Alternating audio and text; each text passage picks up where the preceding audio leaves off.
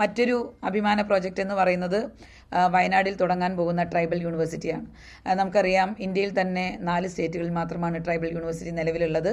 വളരെ മാതൃകാപരമായിട്ടുള്ളൊരു പ്രോജക്റ്റാണ്, നമ്മുടെ ബഡ്ജറ്റിൽ പ്രഖ്യാപിച്ചിട്ടുള്ളതാണ്.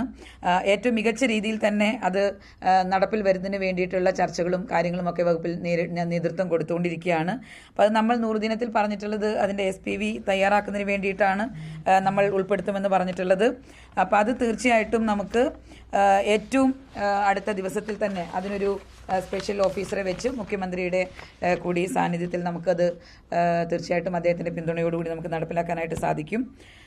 പിന്നെ പലപ്പോഴും നമ്മുടെ പിന്നോക്ക വിഭാഗത്തിൽപ്പെടുന്ന കുട്ടികൾ, SC/ST വിഭാഗത്തിൽപ്പെടുന്ന കുട്ടികൾ, അവർ സ്കൂളിലേക്ക് പഠനത്തിന് വേണ്ടി വരുമ്പോൾ അവർ ഇരിക്കാൻ പോകുന്നത്, അവർ കൂടി അവരുടെ പഠനവുമായിട്ട് മുന്നോട്ട് ഒരുമിച്ചിരിക്കാൻ പോകുന്നത് ഏറ്റവും നല്ല ഏർലി ലേണിംഗ് സെൻ്ററുകളിൽ കൃത്യമായിട്ട് പഠിച്ച് നല്ല ബേസ് ഉണ്ടാക്കി വരുന്ന കുട്ടികളുമായിട്ടാണ് പലപ്പോഴും ഇടപെടേണ്ടി വരിക.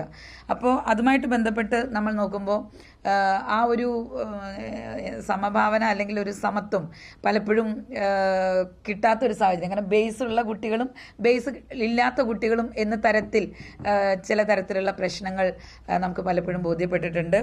അപ്പോൾ അതിൽ നമ്മുടെ ഒരു കൺസേൺ, നമ്മൾ 30ഓളം early learning centres, pre schooling എന്ന് തന്നെ പറയാം, അത്തരത്തിൽ സെൻറ്ററുകൾ തുടങ്ങാനായിട്ട് തീരുമാനിച്ചിട്ടുണ്ട്. അത് കുട്ടികളുടെ പ്രാരംഭ വിദ്യാഭ്യാസം, ഒരു അടിസ്ഥാനപരമായിട്ട് അവർക്ക് പ്രാഥമിക തലത്തിൽ ഒരു അടിസ്ഥാനം കൊടുക്കുക എന്നുള്ള ഒരു മഹത്തായ ലക്ഷ്യത്തോടു കൂടിയിട്ടാണ് നമ്മൾ ഈ പദ്ധതി പ്രഖ്യാപിക്കുന്നത്. അത് കൃത്യമായിട്ടും സമയബന്ധിതമായിട്ടും നടപ്പിലാക്കും. പിന്നെ നമ്മുടെ ഒരു അഭിമാന പ്രോജക്റ്റ്, നമ്മുടെ പാലക്കാട് മെഡിക്കൽ കോളേജ്. നിങ്ങൾക്ക് എല്ലാവർക്കും അറിയാം, പലതരത്തിലുള്ള കഴിഞ്ഞ കുറച്ച് വർഷങ്ങളായി പലതരത്തിലുള്ള പ്രശ്നങ്ങൾ മെഡിക്കൽ കോളേജുമായിട്ട് നമ്മൾ നേരിട്ടുകൊണ്ടിരിക്കുകയാണ്. അത് പൂർണ്ണ സജ്ജമാക്കി ജനങ്ങൾക്ക് അതിൻ്റെ സേവനം കിട്ടുന്ന ഒരു സാഹചര്യത്തിലേക്ക് പോകാനായിട്ട് നമുക്ക് സാധിച്ചിട്ടില്ല.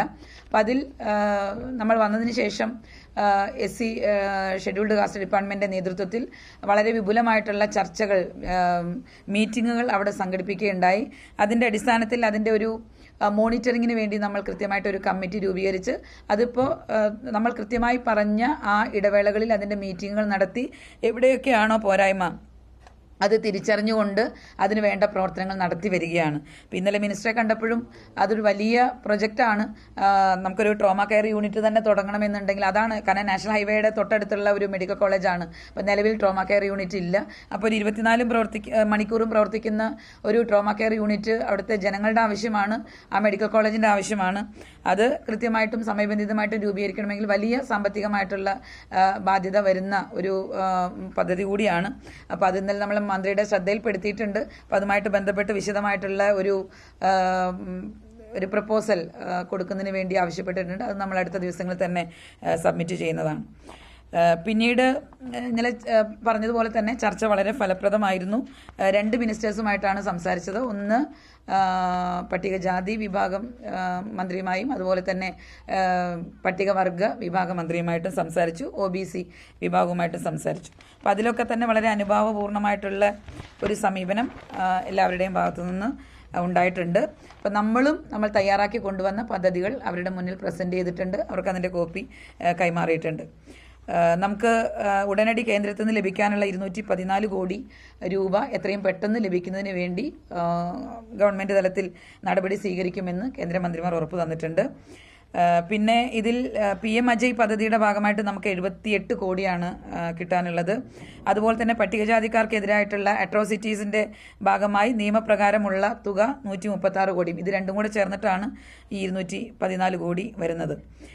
പുതിയ പദ്ധതികൾ കേന്ദ്ര സഹായത്തോടു കൂടി ഫലപ്രദമായിട്ട് നടപ്പിലാക്കുമ്പോൾ നമുക്ക് സാമൂഹിക സുരക്ഷ, അതുപോലെ തന്നെ പുതിയ തൊഴിലവസരങ്ങൾ, അതുപോലെ തന്നെ കുട്ടികൾക്കും സ്ത്രീകൾക്കും കുടുംബങ്ങൾക്കുമൊക്കെ കുറച്ചുകൂടി സുരക്ഷിതത്വവും അതുപോലെ തന്നെ സാമ്പത്തിക സഹായവും ഒക്കെ ഉറപ്പുവരുത്താൻ കഴിയും എന്നുള്ളതാണ് നമ്മുടെ ഒരു പ്രതീക്ഷ. അതുപോലെ തന്നെ ധർത്തി ആബ ജൻജാതി ഗ്രാം ഉത്കർഷ് അഭിയാൻ ഉൾപ്പെടെയുള്ള പദ്ധതികളിൽ നിന്നുള്ള നമ്മുടെ സംസ്ഥാനത്തിന് ഏറ്റവും മികച്ച പിന്തുണ ബഹുമാനപ്പെട്ട ഗോത്രകാര്യമന്ത്രി ശ്രീ ജുവൽ ഒറാം നൽകിയിട്ടുണ്ട്.